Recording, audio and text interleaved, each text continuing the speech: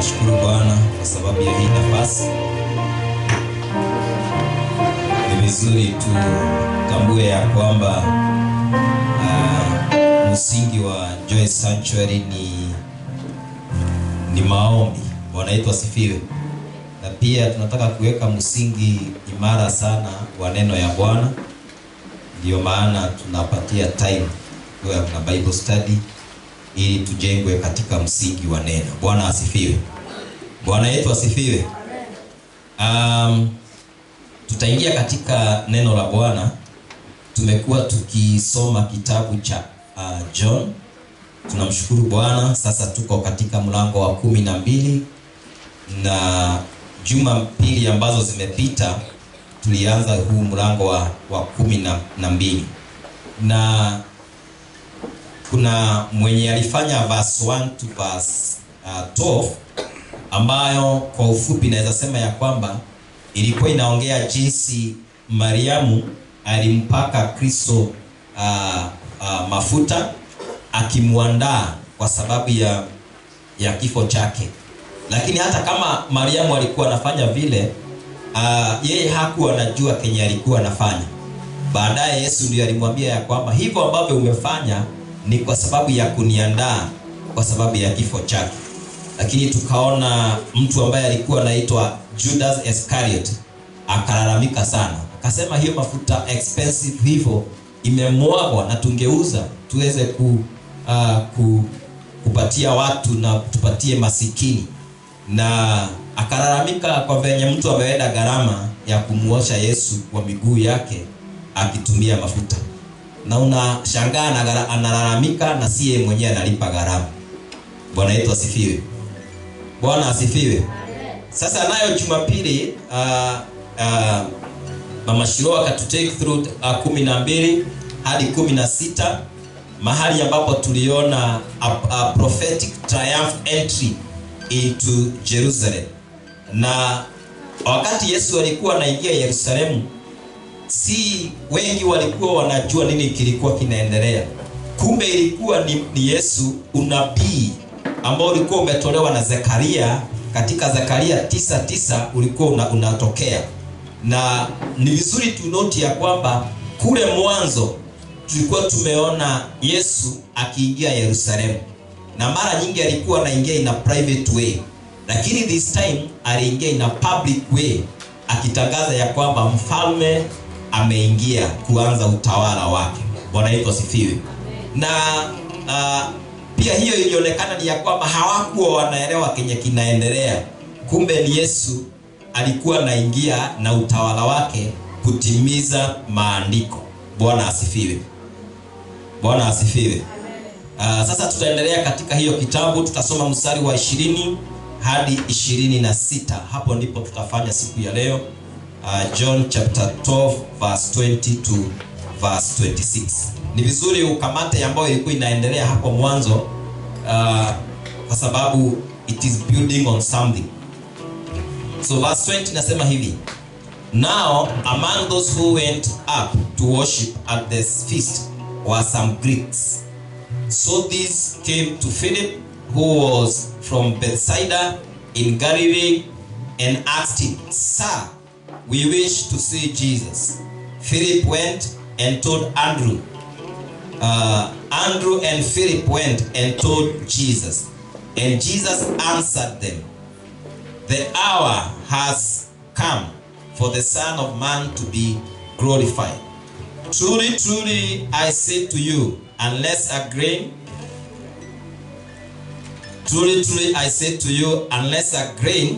falls into the earth and dies, it remains alone. But if it dies, it bears much fruit. Usibebe mawazo kwa haraka, tuingie kutuko neno. Whoever loves his life loses it, and whoever hates his life in this world will keep it for eternal life.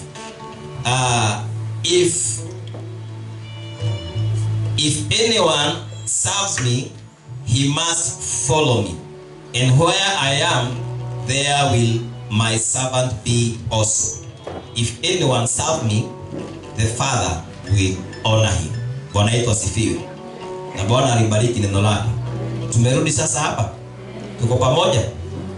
Najua mimi ni mwalimu, naweza jua mwenye tuko pamoja na mwenye hatuko pamoja. Kwa hivyo ukiona nile kuangalia mara 2 mara 3, jua ninaona kama hatuko pamoja. Sasa Biblia inasema ya kwamba even some Greeks walikuwa ambao walikuwa wameenda kwa mkutano wa Yesu. Na ni vizuri tukumbuke ya kwamba a Greek alikuwa ni mtu ambaye hawakuwa na uhusiano na the Jews. Na hata wakati ule tunakumbuka katika mlango wa 4, Yesu Kristo, yule Msamaria alikuwa anauliza Yesu, mimi ni Msamaria na wewe ni Myahudi, tuna ushirika gani? The same way hata a Greek alikuwa anakuwa consider yeye si wa kuchanganyika na Wayahudi. Lakini tunaona ya kwamba hata huyu Mgreek, huyu Myunani alikuwa miongoni ambao walikuwa wameenda kumtafuta Yesu. Bwana yetu asifiwe. Na wakatamani kumkutana na Yesu. Nilikuwa naona jana tulikuwa tunaulizana na tukisoma hii na Janet tunaulizana hata ni kama Yesu alikuwa na protocols. Maana walimuendea Philip wakamwambia tunataka kumuona Yesu. Naye Philip akamwendea Andrew akamwambia kuna watu wengine pale ambao wanataka kumuona Yesu. Na wakati walifikia kwa Yesu kumwambia ya kwamba tungetaka kumuona Yesu, it is amazing ya kwamba Yesu hakujibu waambie wakuje, ama hakujibu direct kwa wao. Alilete maneno ambayo ilikuwa ni maneno ambayo ilikuwa na uzito. Akawaambia kwa hakika, and Jesus answered, the hour has come for the Son of Man to be glorified. Wakati umefika ili mwana wa Adamu aweze kutukuzwa. Yesu alikuwa na maanisha nini?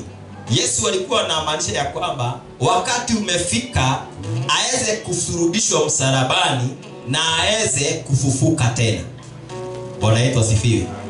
Alikuwa na maanisha ya kwamba kenye kilikuwa kimefanya akuje sasa kimetimia. Maana hii ni kupitia kufa kwa msalaba watu wote wangeweza kumkaribia Yesu. Hata hawa Wayunani ambao walikuwa wanatamani kumwendea Yesu, lazima kwanza Yesu angekufa msalabani ili aweze kuvuta ulimwengu wote kwake. Bwana yetu asifiwe. So hawa Greek wakisema ya kwamba tunatamani kumwendea Yesu, tunatamani kukutana na Yesu, ni kama wanasema ya kwamba tunatamani hiyo ambao alikuwa amekuja kufanya sasa lifanyike ili tuweze kumkaribia Yesu. Bwana asifiwe.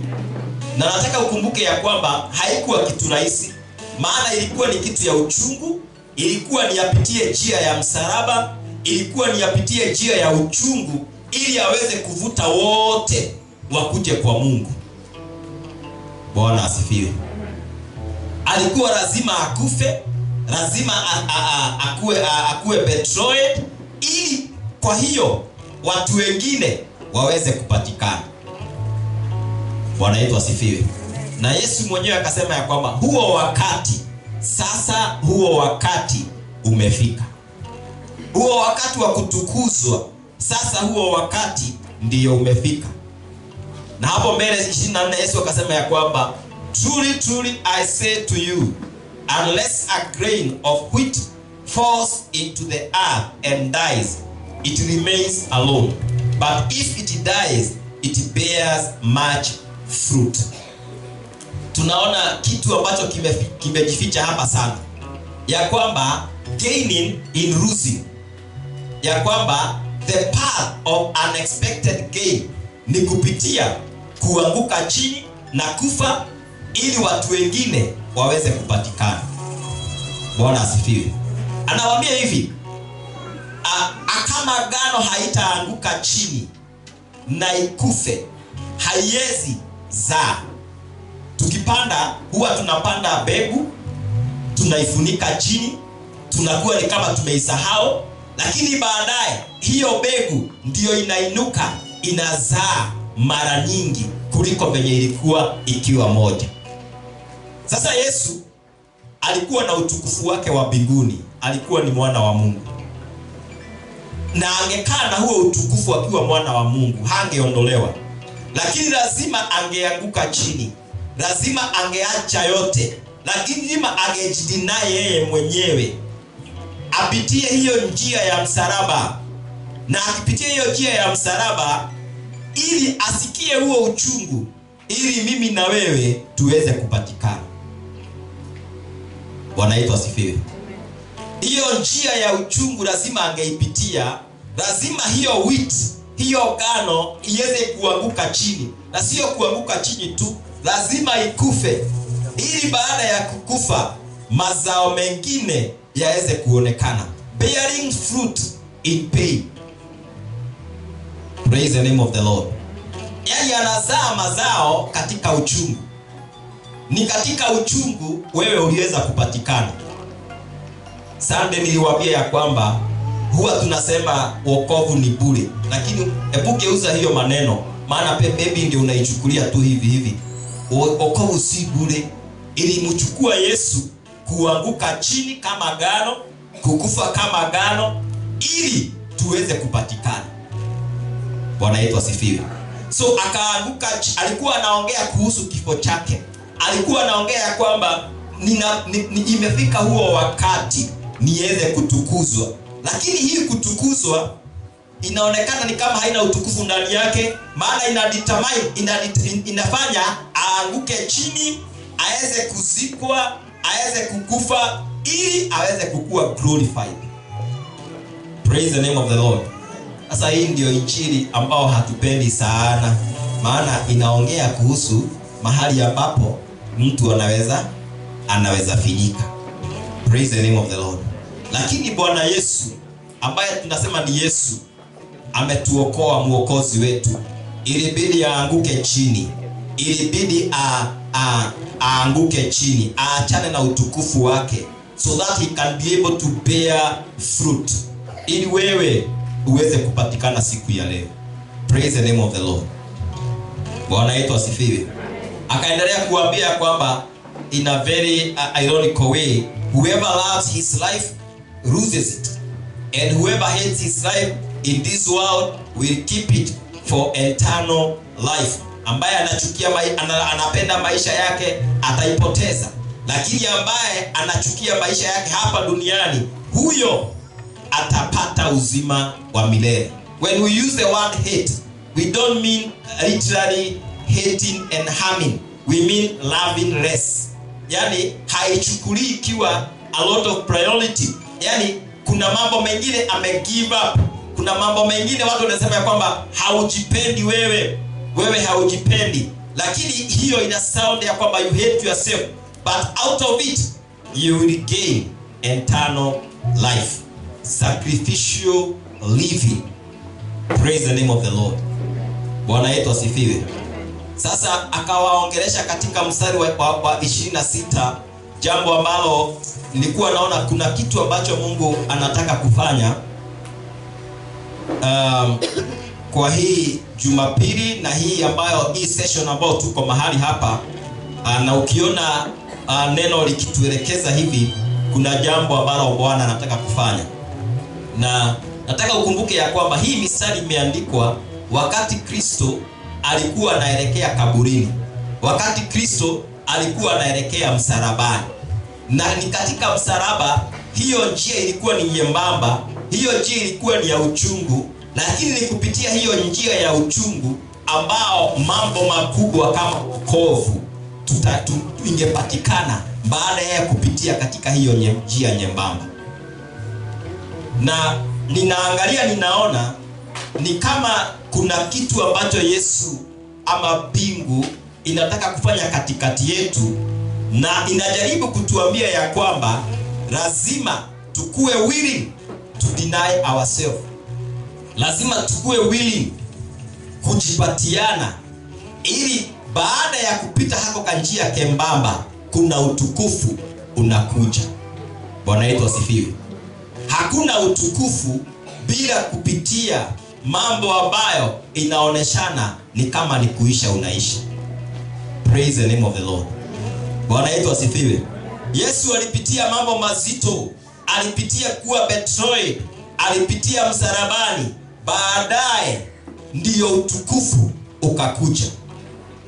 Ninahimizika ndani ya moyo wangu, kuna utukufu ambao unakuja, kuna utukufu ambao Bwana ametupangia, lakini huo utukufu utakuwa ni kama umejificha na mambo ambayo si mazuri, ambayo inahitaji mtu kujikana, kujipatiana na kuonekana ni kama they are losing in terms of this world, lakini in terms of the heavenly language they are gaining.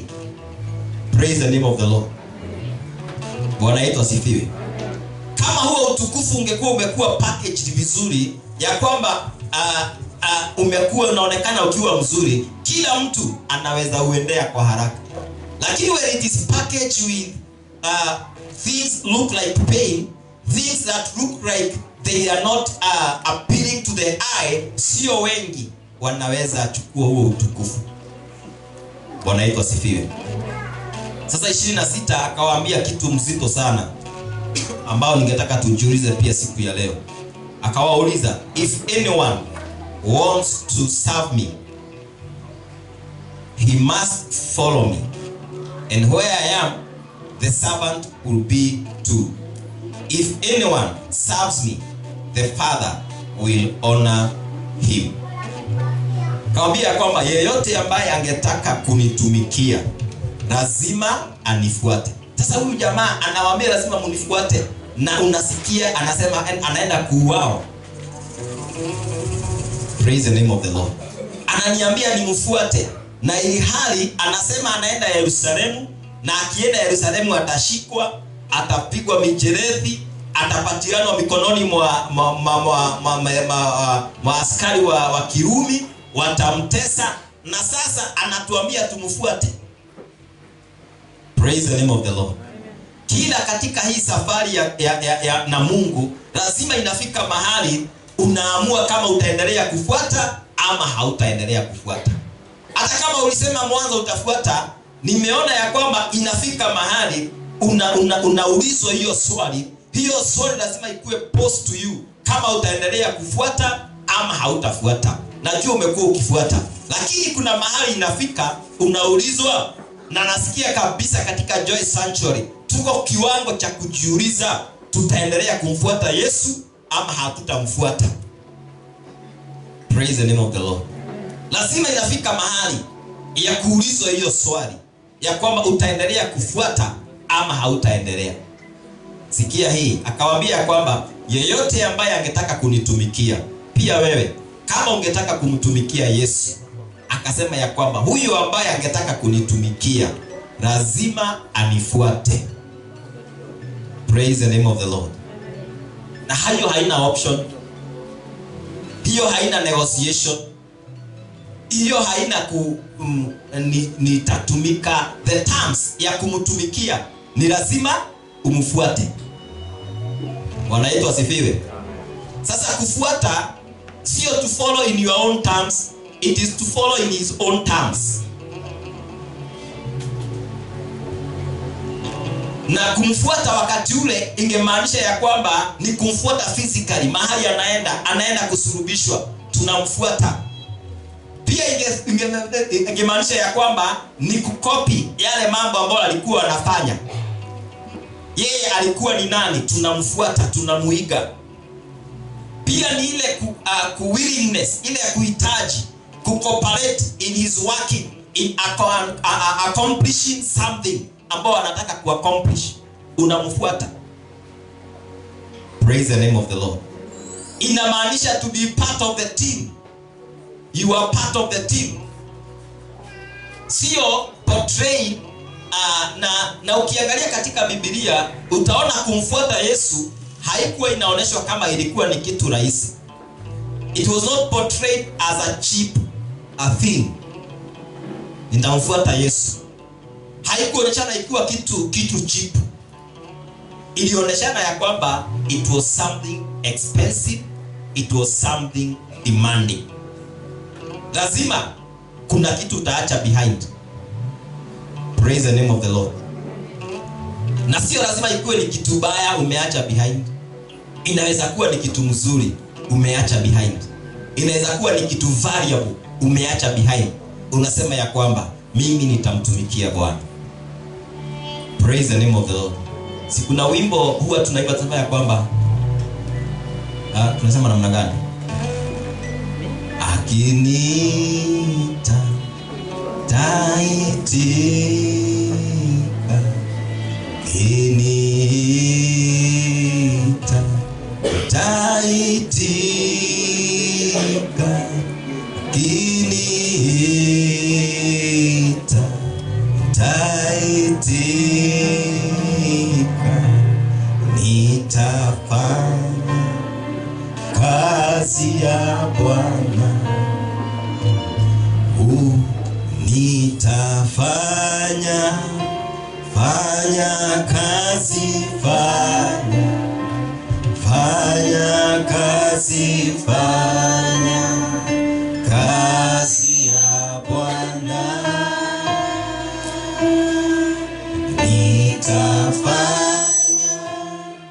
fanya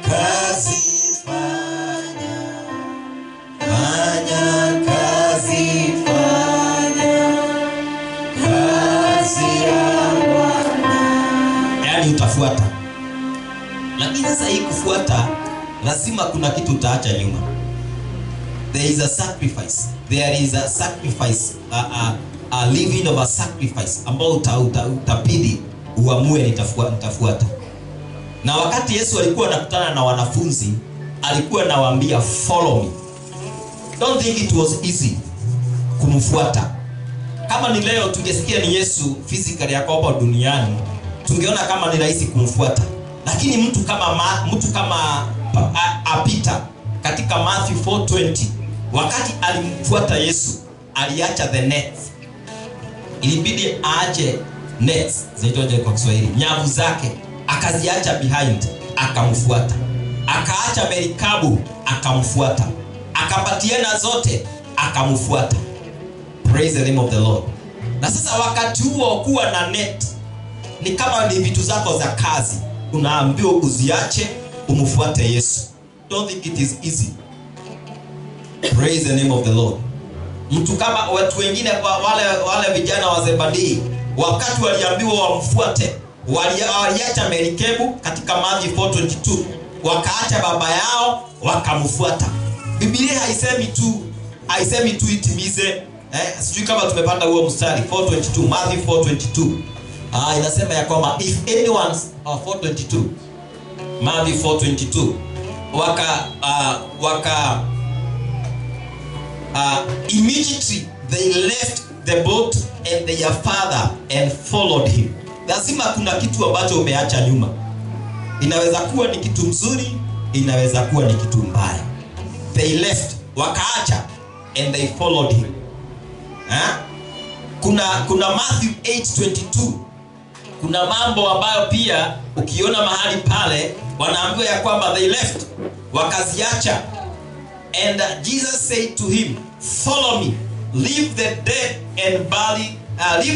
to bury their own. Kuna customs. Huyu alienda kwa Yesu akamwambia ya kwamba Lord, let me go fast and bury my father. Akaambiwa ya kwamba wewe wachana na hiyo, wewe nifuate, wacha wafu wazike wafu wao. Kuna culture, kuna mambo ambayo ni utamaduni ambao itazidi ya kwamba we have to leave them and follow Jesus. Praise the name of the Lord. Bwana yetu asifiwe. Pia ukiangalia 10:28 Matthew, lazima kuna vitu ambacho unaacha nyuma kumfuata Yesu. So Yesu akawaambia kwamba if anyone want to serve me, he must follow me. Where I am, my servant will be too.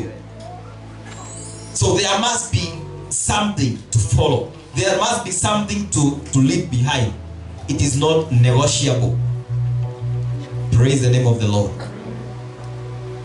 It is not negotiable. You have to leave. You have to leave your comfort zone and follow him. And follow him.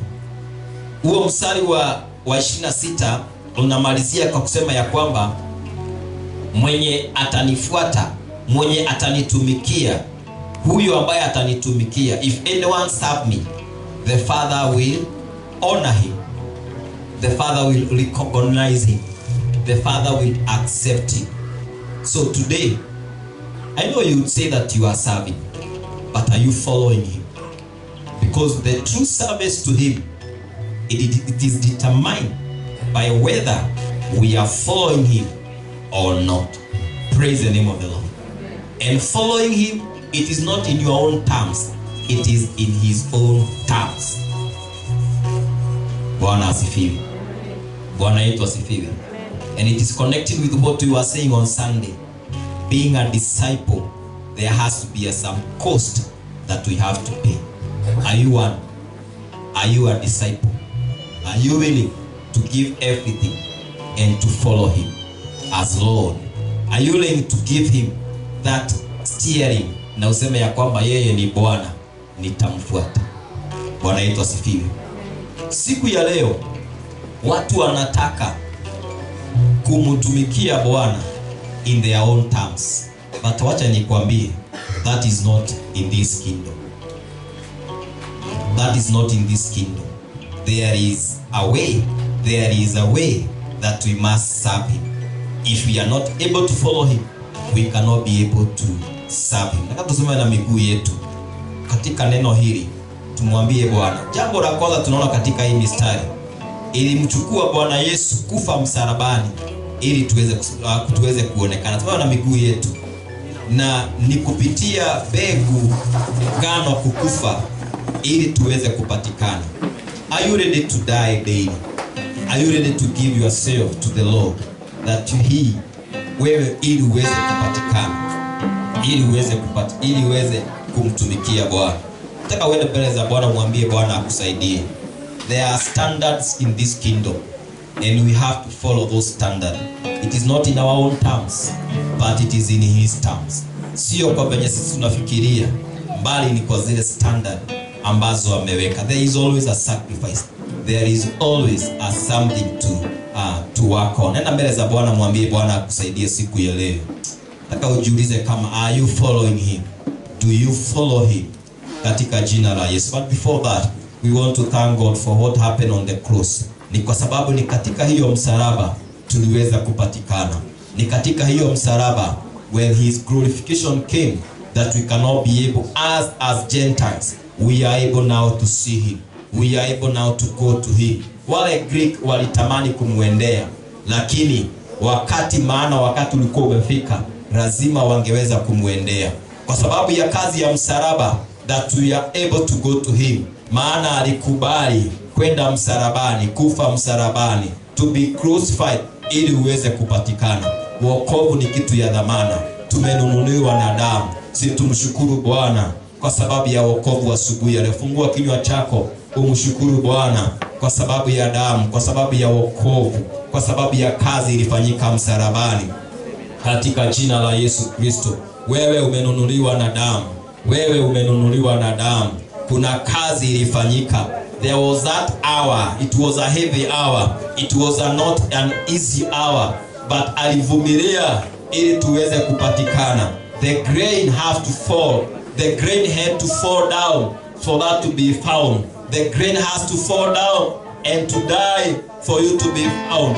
Kuna kazi ilifanyika ili uweze kupatikana. Mwambie Bwana akusaidie siku ya leo kuona udhamana wa hiyo kazi ilifanyika msalabani. Katika jina la Yesu Kristo, Bwana, tunatambua kuna kazi ilifanyika msalabani. Tunatambua Bwana, kuna kazi ilifanyika msalabani. Tunatambua Jehova, kuna kazi ilifanyika msalabani. Tunasema Bwana ni asante. Tunasema Bwana ni asante kwa hiyo kazi iliyofanyika msalabani ili tuweze kupatikana. Katika jina la Yesu Kristo, twasema Bwana ni asante. Twasema Bwana ni, usinyamaze, fungua kinywa chako umshukuru Bwana kwa sababu ulipatikana kwa sababu ya hiyo kazi. Usiichukue kwa urahisi. Ili mgharimu Yesu aache ukuu wake mbinguni, ngano ianguke chini na iweze kukufa ili tuweze kupatikana. Kuna gharama ililipwa. Simwambie Bwana ni asante kwa sababu ya hiyo gharama, ili uweze kupata wokovu ambao uko nao siku ya leo. Mwambie Bwana ni asante, maana alikusaidia, maana amekuona, katika jina la Yesu Kristo. Bwana, twanyenyekea, twasema ni asante kwa gharama ya wokovu. Asante kwa gharama ya wokovu. Thank you for that hour. Thank you for that hour. Tunakushukuru. Tunatambua kuna kazi ilifanyika msalabani. Tunatambua kuna kazi ilifanyika msalabani. Twasema ni asante. Twasema ni asante Bwana. Twasema ni asante. Twasema ni asante Mwokozi. Twasema ni asante Bwana.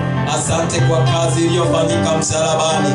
Asante kwa kazi iliyofanyika msalabani, katika jina la Yesu Kristo. In the name of Jesus. Mwambie Bwana sasa akusaidie kumfuata. Mwambie Bwana akusaidie kumfuata ili uweze kumtumikia. He says that whoever shall serve me, he must follow me. He must follow me. Mwambie Bwana akusaidie. Mwambie Bwana akusaidie kuacha. Kuna mambo lazima uache. Kuna mambo lazima uache behind ili uweze kumtumikia. You cannot be able to serve him if you are not following him. You cannot be able to serve him if you are not following him. Mwambie Bwana ndiye katika jina la Yesu Kristo. If you want God to honor you, if you serve God and the Lord shall honor you, you have to serve by leaving behind some of the things, by leaving behind hata mambo mazuri na weka kando katika jina la Yesu Kristo. You have to sacrifice. You have to give yourself. You have to deny yourself katika jina la Yesu Kristo. Bwana, tusaidie kukufuata ili utumishi wetu Bwana uweze Bwana kutuletea Bwana an honor from God katika jina la Yesu Kristo. Tusaidie Bwana, tusaidie kukufuata, tusaidie kukufuata, tusaidie Bwana kukufuata, tusaidie kukufuata, tusaidie kukufuata kwa jina la Yesu. Tusaidie Bwana kukufuata. Help us to follow you, Jesus. Help us to follow you. Help us to keep ourselves into your standard, O Lord. Not in our own standard, O God, but in your standard, Jehovah. Help us to follow you. Help us to follow you. Kwa jina la Yesu Kristo, Mwana wa Mungu. We bless you, Jehovah. We honor you, Lord. Asante Bwana. Tusaidie Bwana kukufuata kwa jina la Yesu Kristo, Mwana wa Mungu. We worship you, Jesus. Again